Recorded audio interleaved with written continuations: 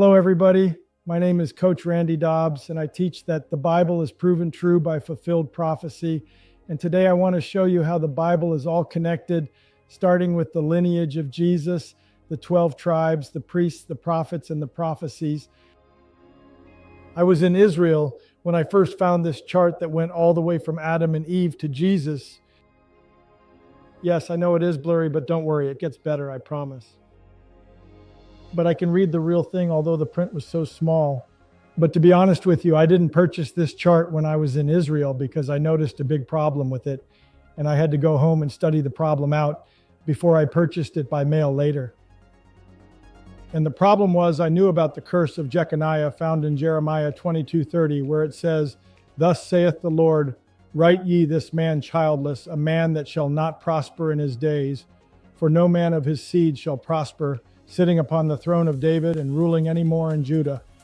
I knew that no king can sit on the throne from Jeconiah, and in this chart, both lineages went together, so I didn't want to waste my money on what I thought couldn't be true.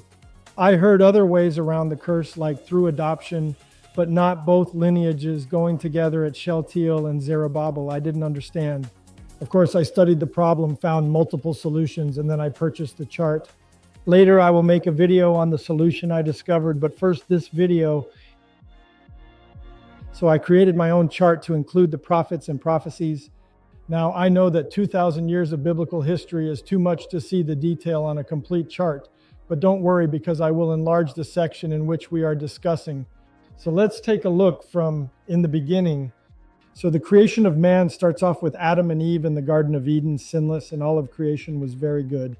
And God told Adam, "And the Lord God commanded the man, saying, of every tree of the garden thou mayest freely eat." Whatever Adam and Eve wanted, and as much as they wanted, they could eat. But Adam and Eve chose to break the only law that God gave to man. They chose to eat of the forbidden fruit and cause sin to enter the world. So the creation of man starts off with Adam and Eve in the Garden of Eden with a sinless and good earth. Whatever Adam wanted, and as much as Adam wanted, he could eat. But God also gave Adam one law, not thousands of laws, not hundreds of laws, but only one. "But of the tree of the knowledge of good and evil thou shalt not eat of it, for in the day that thou eatest thereof thou shalt surely die." So what did they do? They broke the only law God gave them, and this is where the first prophecy of the Bible is predicted, connecting the entire Bible. God first gave the first prophecy of the Bible of a coming Savior. Genesis 3:15, "And I will put enmity between thee and the woman, and between thy seed and her seed. It shall bruise thy head, and thou shalt bruise his heel." And then God cast a judgment upon mankind. Genesis 3:16 through 19. "Unto the woman he said, I will greatly multiply thy sorrow and thy conception. In sorrow thou shalt bring forth children, and thy desire shall be to thy husband, and he shall rule over thee. And unto Adam he said, Because thou hast hearkened unto the voice of thy wife, and hast eaten of the tree, of which I commanded thee, saying, Thou shalt not eat of it. Cursed is the ground for thy sake. In sorrow shalt thou eat of it all the days of thy life. Thorns also and thistles shall it bring forth to thee, and thou shalt eat the herb of the field." The next seed is Seth. The word seed and lineage is the same. According to the reading, Abel was to be the next seed, but Cain killed Abel. The scripture reads, "And Adam knew his wife again, and she bare a son, and called his name Seth. For God, said she, hath appointed me another seed instead of Abel, whom Cain slew." Did you catch it? It says another seed. So Seth is the next in line of the promised seed. The next person in our lineage of major importance is Noah, but first I want to mention his father, Enoch. Genesis 5:24. "And Enoch walked with God, and he was not, for God took him." The Bible speaks of foreshadowing of things to come. God introduces things in the Old Testament, Jewish Tanakh, and then we'll use it in the New Testament. This is a foreshadow of an eventual end times rapture. Now to Noah. In Genesis 6:5 through 11 it reads, "And God saw that the wickedness of man was great in the earth, and that every imagination of the thoughts of his heart was only evil continually. And it repented the Lord that he had made man on the earth, and it grieved him at his heart. And the Lord said, I will destroy man whom I have created from the face of the earth, both man and beast and the creeping thing and the fowls of the air, for it repenteth me that I have made them." but Noah found grace in the eyes of the Lord. These are the generations of Noah. Noah was a just man and perfect in his generations, and Noah walked with God. And Noah begat 3 sons, Shem, Ham, and Japheth. The earth also was corrupt before God, and the earth was filled with violence. We all come from one of the 3 sons of Noah, from which comes a list of a table of 70 nations found in Genesis chapter 10. And one other note, remember how I spoke of foreshadowing of Enoch. I believe the judgment of man in Noah's day is a foreshadowing of the final judgment at the end of the age. Next in our chart, we are going to one of the greatest people of faith, which is Abraham, who is the lineage of the promised seed. If you were reading your Bible, most people would just think that out of nowhere, God chose a man named Abraham to the great patriarch of Israel. But if you look on the chart, you can see that Abraham is right there in the lineage of Jesus if you count as 10 generations from Noah.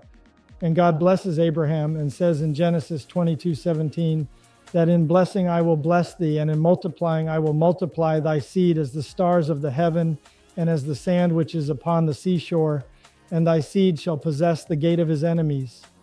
And in thy seed shall all the nations of the earth be blessed, because thou hast obeyed my voice. Anything I claim to be prophecy, I have a Jewish commentary that says it is messianic, and I will have a separate video you can watch later. Next in prophecy and in the lineage of Jesus is Isaac. 19, and God said, Sarah thy wife shall bear thee a son, indeed, and thou shalt call his name Isaac, and I will establish my covenant with him for an everlasting covenant, and with his seed after him. And he hath remembered his covenant forever, the word which he commanded to 1,000 generations. And we have Psalm 105:9, which covenant he made with Abraham and his oath unto Isaac. Now remember the previous foreshadowing. We have it once again with Abraham and Isaac. God tells Abraham, Genesis 22, and he said, Take now thy son, thine only son Isaac, whom thou lovest, and get thee into the land of Moriah, and offer him there for a burnt offering upon one of the mountains, which I will tell thee of. And Abraham took the wood of the burnt offering and laid it upon Isaac his son, and he took the fire in his hand and a knife, and they went both of them together. And Isaac spake unto Abraham his father, and said, My father. And he said, Here am I, my son. And he said, Behold the fire and the wood, but where is the lamb for a burnt offering? And Abraham said, My son, God will provide himself a lamb for a burnt offering. So they went both of them together. And they came to the place which God had told him of. And Abraham built an altar there, and laid the wood in order, and bound Isaac his son, and laid him on the altar upon the wood. And Abraham stretched forth his hand, and took the knife to slay his son. And the angel of the Lord called unto him out of heaven, and said, Abraham, Abraham. And he said, Here am I. And he said, Lay not thine hand upon the lad, neither do thou anything unto him. For now I know that thou fearest God, seeing thou hast not withheld thy son, thine only son, from me. And the angel of the Lord called unto Abraham out of heaven the second time, and said, By myself have I sworn, saith the Lord, for because thou hast done this thing, and hast not withheld thy son, thine only son, that in blessing I will bless thee, and in multiplying I will multiply thy seed as the stars of the heaven, and as the sand which is upon the seashore, and thy seed shall possess the gate of his enemies. And in thy seed shall all the nations of the earth be blessed, because thou hast obeyed my voice. As you can see, Abraham had great faith in God. Next in the lineage of Jesus in prophecy, we have Jacob. And the Lord said unto Moses, Depart and go up hence, thou and the people which thou hast brought up out of the land of Egypt, unto the land which I swear unto Abraham, to Isaac, and to Jacob, saying, Unto thy seed will I give it. You see how the seed is mentioned throughout the lineage of Jesus. Jacob ends up having 12 sons who end up being the 12 tribes of Israel. They are Reuben, Simeon, Levi, Judah, Dan, Naphtali, Gad, Asher, Issachar, Zebulun, Joseph, and Benjamin. All 12. But wait, did you know there are 2 more? Joseph's 2 sons, Manasseh and Ephraim, who were adopted by Jacob, became the patriarchs of 2 tribes, Genesis 48:5. And now thy 2 sons, Ephraim and Manasseh, which were born unto thee in the land of Egypt, before I came unto thee into Egypt, are mine. As Reuben and Simeon, they shall be mine. Did you catch it? He said, are mine as Reuben and Simeon, his other sons. From here, you would think the lineage would go through Joseph, but it doesn't. But instead of Joseph, we have Judah next in the lineage, Genesis 49:8-10. Judah, thou art he whom thy brethren shall praise. Thy hand shall be in the neck of thine enemies. Thy father's children shall bow down before thee. Judah is a lion's whelp. From the prey, my son, thou art gone up. He stooped down, he couched as a lion, and as an old lion. Who shall rouse him up? The scepter shall not depart from Judah, nor a lawgiver from between his feet, until Shiloh come, and unto him shall the gathering of the people be. So now you will know when you hear the phrase, Jesus the Lion of the tribe of Judah, now you know why. The story of Judah also introduces the story of the kinsman redeemer, who is a male relative who helps a weaker relative in need or danger.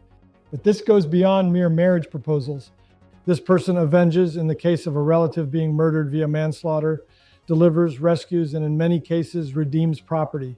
Jesus also plays the part of our kinsman redeemer. Next we have Moses, who wrote the first 5 books of the Bible, called the Torah. He predicted the past lineage I have just showed you, and that the Messiah would be that prophet, Deuteronomy 18:18, and the Messiah would be the leper scholar, Isaiah 53:4. Moses was born while the children of Israel were living in slavery in Egypt. The Pharaoh was afraid of the numbers and might of the growing Israelites during this time, so he had all of them put under extreme slavery so they could not rebel against him. Pharaoh was afraid of the numbers so bad that he put out an order to have all of the male children killed that were being born by the Israelites. Moses' mother was a Hebrew, which is another name for Israelite. When Moses was first born, his mother hid him for 3 months so he would not be found and killed by the Pharaoh. After 3 months, his mother then placed him in an ark made out of bulrushes and then placed him down by the reeds along the riverbanks, hoping someone else would find him and raise him up safely. He was found by Pharaoh's daughter, who raised him up as one of her own. Jesus is described as being like Moses in several ways, particularly in his role as a deliverer, prophet, and mediator. Both escaped death as infants, led their people through difficult times, established covenants with God, and performed miracles. Jesus, however, is also seen as the fulfillment and ultimate expression of what Moses represented, going beyond him in many aspects. The books of Moses also gave us other types that represented the Messiah.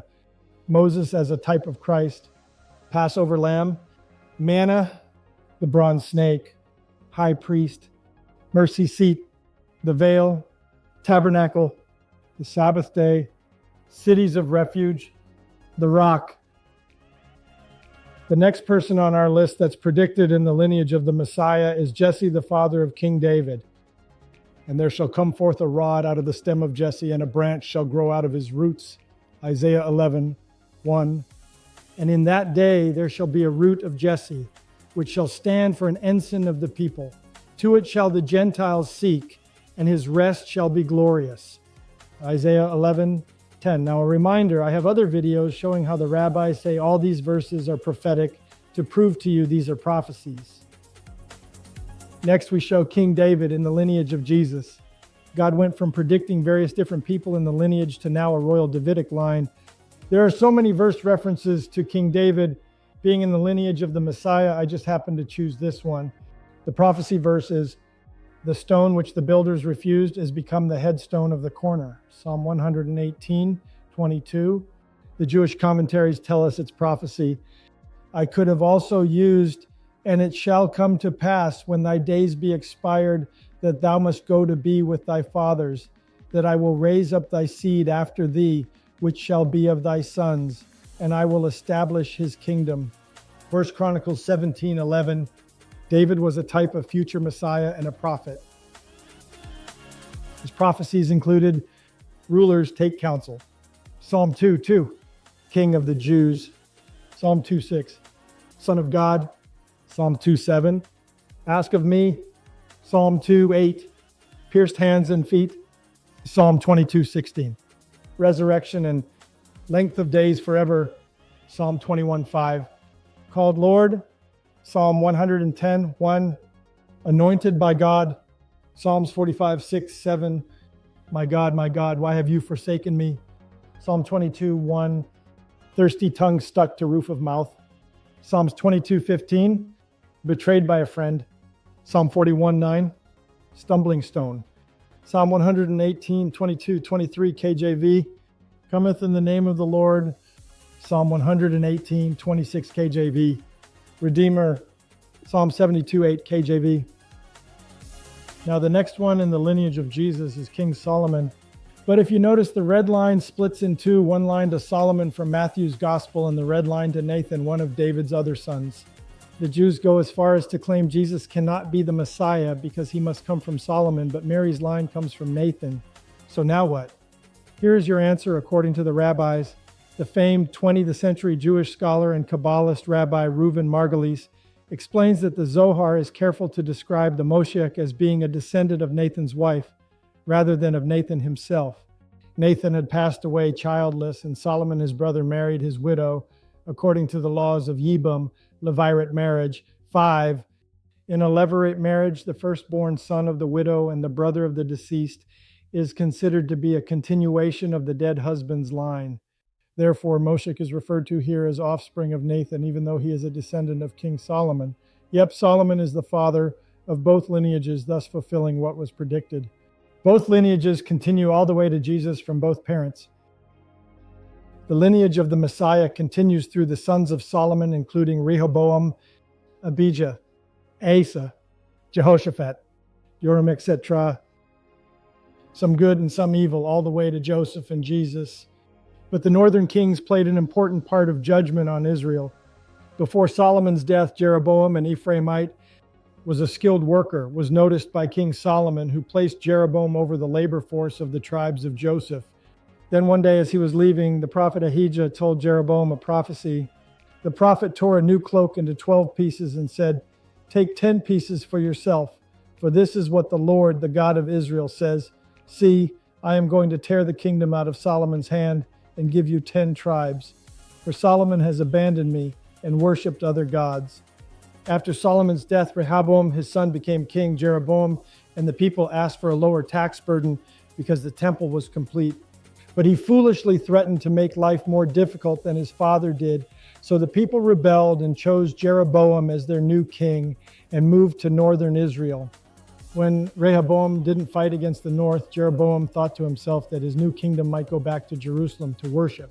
So he placed 2 golden calf idols at each end of his kingdom. Later, because of his sins, prophet Ahijah told Jeroboam he would destroy all of his male descendants. Jeroboam reigned in Israel 22 years. When Jeroboam died, his son Nadab became the next king. Nadab reigned for 2 years, but he followed in the footsteps of his wicked father. Baasha from the tribe of Issachar assassinated Nadab and killed all the house of Jeroboam, leaving not one breathing. Baasha's son Elah reigned next, but was assassinated by his military official Zimri.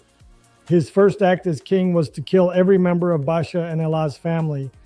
But Zimri reigned for only 7 days, but after the people had heard his plot, the people proclaimed Omri to be king. Ahab the son of Omri reigned next. King Ahab did more evil in the eyes of the Lord than any of those before him. Ahaziah the son of Ahab reigned next. Ahaziah died from wounds from falling out of a window, injuring himself badly and causing him to be bedridden where he died. Ahaziah had no sons. He was succeeded by his brother Jehoram, who was also recovering from wounds, but God chose Jehu to be the new king of Israel. So Jehu killed both Joram, Ahaziah, and lastly Queen Jezebel for their evil deeds. Jehoahaz, the son of Jehu, reigned next. Jehoash, the son of Jehoahaz, reigned over Israel for 16 years. Jeroboam II, the son of Jehoash, reigned for 41 years. Zechariah, son of Jeroboam II, reigned only for 6 months because he was assassinated by a captain in his army, Shallum. Shallum reigned only a month before he was assassinated by another captain from Zechariah's army, Menahem. Menahem reigned for 10 years. Pekahiah, the son of Menahem, reigned of 2 years and was assassinated by Pekah, who was one of his chief military officers. Pekah reigned 20 years and was killed by Hoshea, a captain in his army. Hoshea was the last king of the northern kingdom. He reigned for 9 years, but when or where he died, it is unknown, but was during the conquering by the Assyrian Empire. Isaiah was a prophet who predicted many messianic prophecies. The vision of Isaiah, the son of Amoz, which he saw concerning Judah and Jerusalem in the days of Uzziah, Jotham, Ahaz, and Hezekiah. Virgin birth, God with us. Isaiah 7:14. A child born, the mighty God. Isaiah 9:6, Hebrew 9:5. Voice in wilderness. Isaiah 43. Rejected by his own people. Isaiah 53:3. He bare our sickness, Isaiah 53:4 KJV. Behold my servant, Isaiah 42:1-4. Numbered by transgressors, Isaiah 53:10-12. Rejected cornerstone, Isaiah 28:16. Spirit of the Lord upon him, Isaiah 11:2. See also P's. 45:7 is 42:161-1-2. Ministry to begin in Galilee, Isaiah 9:1. Smitten and spit upon, Isaiah 56. See also Mike 5:1. Prepare the way of the Lord, Isaiah 43. Miracles was a sign of his identity, Isaiah 29:18, 35:3-6. Interceded for the people, Isaiah 53:12. Unto us a son is given, eternal Father, Isaiah 9:6. At the same time period, you also have the prophet Micah, who predicts the birthplace of Messiah from old, from everlasting. Micah 5:2 reads, But thou, Bethlehem Ephratah, though thou be little among the thousands of Judah, yet out of thee shall he come forth unto me that is to be ruler in Israel, whose goings forth have been from of old, from everlasting. Did you catch this prediction? A ruler in Israel from when? From of old, from everlasting. The rabbis say this is the Messiah born, coming from old and everlasting. Next in our chart, we have the prophet Malachi at the time of Artaxerxes I, who predicted, Behold my servant, entered the temple with authority. Around the same time period, we have the prophet Jeremiah, who predicted the Messiah would be the branch in a coming new covenant. Jeremiah 31:31. Behold, the days come, saith the Lord, that I will make a new covenant with the house of Israel and with the house of Judah, not according to the covenant I made with their father in the day that I took them by the hand to bring them out of the land of Egypt, which my covenant they break, although I was a husband unto them, saith the Lord. But this shall be the covenant that I will make with the house of Israel.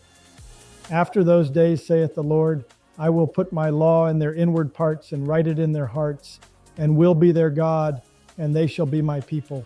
And they shall teach no more every man his neighbor and every man his brother, saying, Know the Lord, for they shall all know me, from the least of them unto the greatest of them, saith the Lord. For I will forgive their iniquity, and I will remember their sin no more. And we also have prophet Ezekiel, who predicted the Messiah would be a shepherd his people. Jesus said in John 10:10, The thief cometh not, but for to steal and to kill and to destroy. I am come that they might have life, and that they might have it more abundantly. I am the good shepherd. The good shepherd giveth his life for the sheep. But he that is an hireling, and not the shepherd, whose own the sheep are not, seeth the wolf coming, and leaveth the sheep, and fleeth. And the wolf catcheth them, and scattereth the sheep. The hireling fleeth, because he is an hireling, and careth not for the sheep. I am the good shepherd, and know my sheep, and am known of mine. As the Father knoweth me, even so know I the Father, and I lay down my life for the sheep. Right after that, we have the prophet Daniel, who predicts the Messiah will be the Son of Man and riding on the cloud of heaven.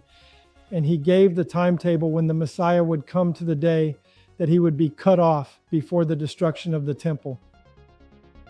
During the time of Zerubbabel, we have the prophet Zechariah, who predicted the Messiah on the colt of an ass. This is why Christians celebrate Palm Sunday, and predicted other prophecies like sold for 30 pieces of silver. Look upon me who they have pierced. Strike the shepherd, sheep scattered. And the last prophet to serve the children of Israel before the coming of the Messiah was prophet Malachi, who predicted a forerunner announcing the Messiah, and that he would enter the temple with authority. Next, I want to talk about the high priests that were the tribe of Levi, passed down within the one family of Aaron, the brother of Moses, approximately 43 generations, until we get to the practice of buying the high priesthood from the government. Corruption and power had crept in about 175 BC.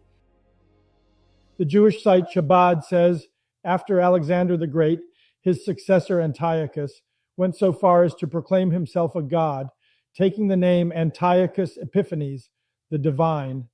Antiochus went as far as place an idol of Zeus on the holy altar, and he forced the Jews to bow before it under penalty of death.